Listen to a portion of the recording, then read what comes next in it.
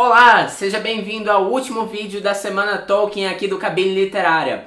Eu fiz um joguinho com vocês no Instagram pra galera tentar adivinhar que livro que eu ia resenhar hoje. E vocês falaram O Temor do Sábio, Sherlock Holmes e até a Bíblia. Gente, eu não vou resenhar a Bíblia, desculpa. E hoje a gente vai falar da trilogia do Anel, A Sociedade do Anel, As Duas Torres e O Retorno do Rei. 1100 páginas de puro amor.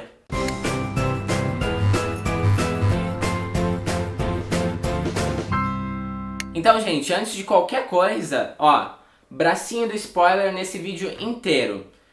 Se você não assistiu pelo menos os filmes da trilogia Senhor dos Anéis, é melhor você não assistir esse vídeo porque vai ter spoiler pra caramba que eu quero destrinchar a história com vocês. Bom, dito isso, a gente pode começar a parte divertida. Falando um pouquinho sobre a sinopse, A Sociedade do Anel é um livro focado no Frodo. Ele mora com o primo, tio dele, um parente dele que é o Bilbo. E eles são hobbits, vivem num condado, que é um lugar super tranquilinho da Terra-média. E o Bilbo tem um anel mágico que tem o poder de desaparecer, que a gente já conhece a história dele desde o Hobbit, mas aqui a gente só sabe que é um anel mágico. E aí o Bilbo vai viajar, ele decide deixar o condado e deixa todos os bens dele pro Frodo, incluindo esse anel. Só que o Frodo acaba descobrindo, não muito tempo depois, que esse anel não tem só o poder de desaparecer, e que tem muita gente interessada no poder desse anel, e que ele foi construído por um cara que era muito mau, que era o Sauron, e que teve uma grande guerra no passado por conta disso, e o anel foi perdido, blá blá blá. Então, o Frodo tem que sair do condado, da vida tranquilinha dele, para ir para as Montanhas da Perdição, que é um lugar extremamente longe e perigoso de se chegar, para destruir o anel e acabar com tudo isso. Esse é o objetivo da trilogia. Quantas partes descritivas tem? E tem bastante. Tá? Até mais ou menos metade desse livro, que são 200 páginas, a gente meio que vai estar na introdução, porque esse livro funciona como o começo, né? Funciona como a introdução não só da Sociedade do Anel, mas da trilogia como um todo. E isso vai contar com descrição de famílias, de espécies, como os elfos, os anões e toda a confusão que tinha entre eles. Vai contar sobre como os hobbits se organizam socialmente, como é a biologia deles. Vai explicar muita coisa até que finalmente você entre em alguma aventura. Então sim, tem bastante parte descritiva. Também tem as partes geográficas, né? O Tolkien ele gosta muito de fazer uma literatura... Gostava, né? De fazer uma literatura bem visual. Ele falava de tudo, ele construía um grande cenário. E vocês têm que pensar, gente, que embora pra gente hoje isso pareça um pouco entediante, um pouco, vamos logo pra ação... Na época que ele escreveu, não era essa era do Twitter, em que tudo era muito rápido. Então, quando você escrevia um livro com muita descrição, a galera achava legal, eles podiam viajar, sabe? Eles podiam ver coisas que eles não viam, não dava pra acessar o Google Imagens e ver essas coisas. E aí, tem essas passagens descritivas, mas dentre elas, tem umas pequenas aventuras. Porque é o seguinte, um livro, ele geralmente é organizado dentro da jornada do herói.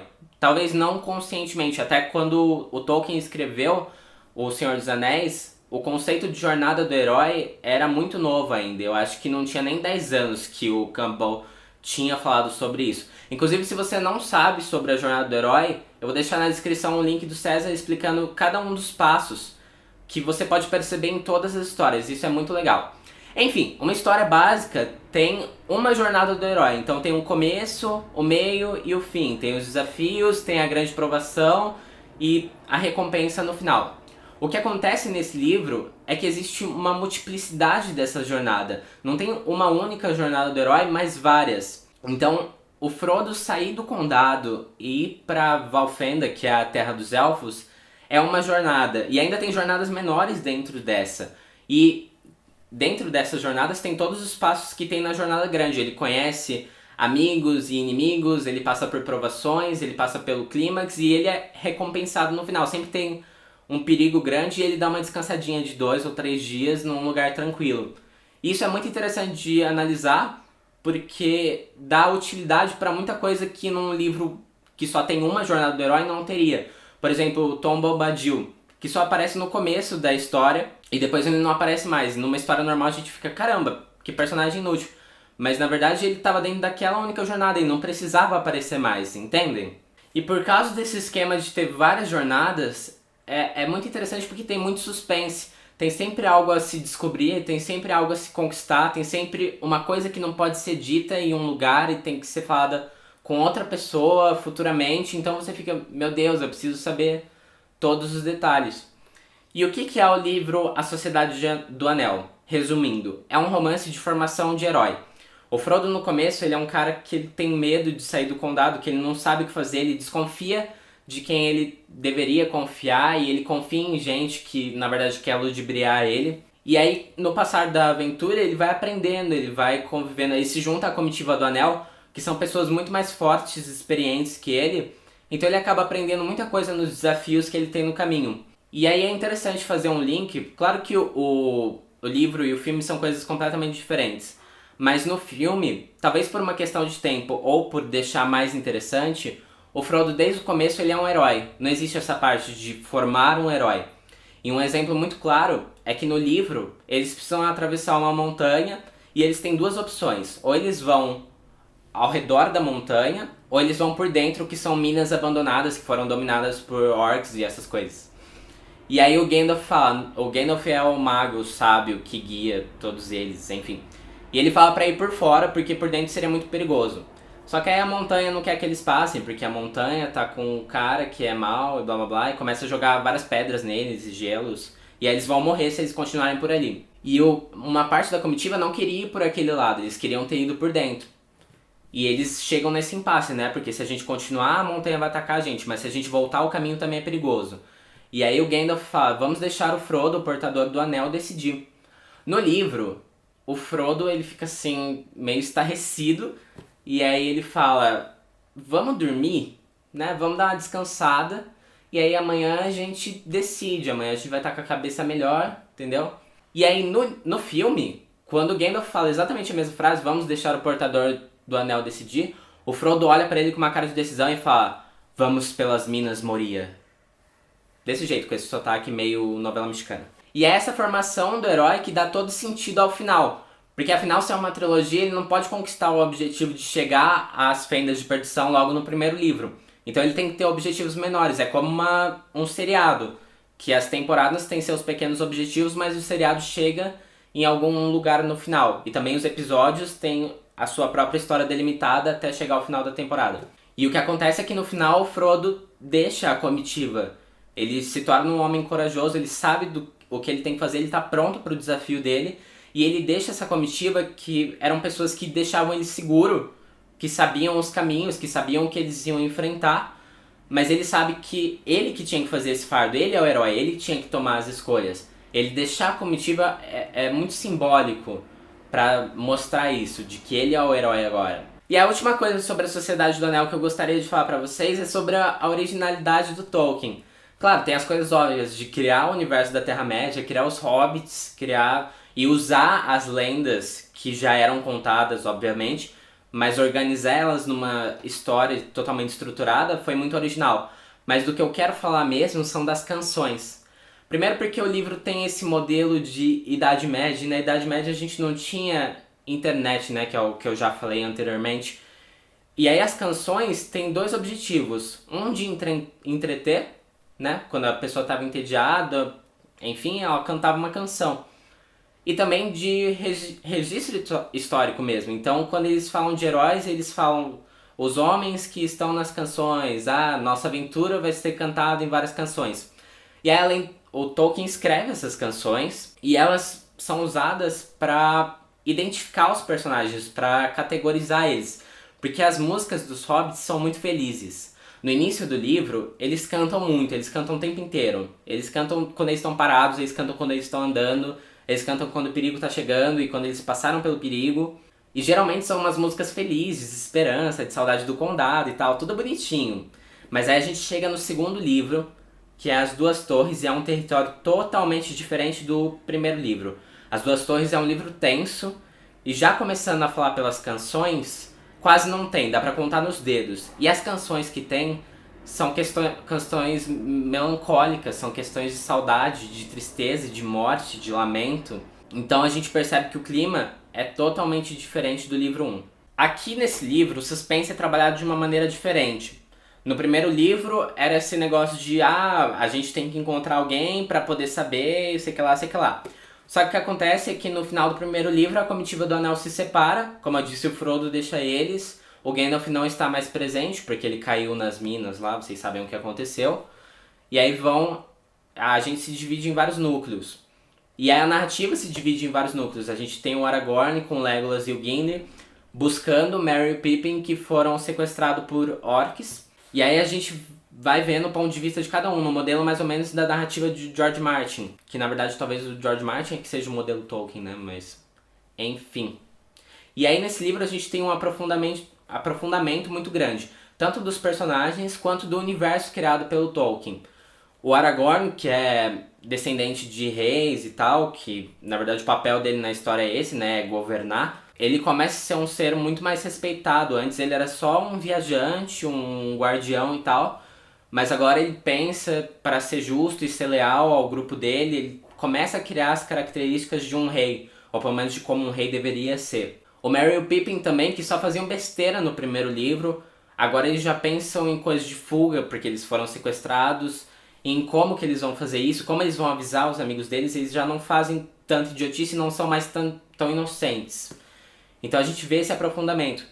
E aí, também do universo que eu tinha falado, porque a gente conhece vários povos, a gente conhece o irmão do Boromir, a gente conhece a hierarquia dos orcs, como é que os orcs pensam, o que eles falam, porque até então a gente só tinha ouvido falar neles. E agora a gente sabe como é que eles são. Outras criaturas que são apresentadas nesse livro são os Ents. E eu gostaria de deixar um adendo aqui, porque os Ents são as coisas mais fofas desse livro inteiro, tá? Eu acho que é um novo conceito de fofura. Tipo, tem filhotes, pandas e as árvores do Senhor dos Anéis. E elas acabam tendo um papel crucial na resolução do conflito do livro, que acho que eu não preciso falar, né? Eu já tô dando tanto spoiler pra vocês.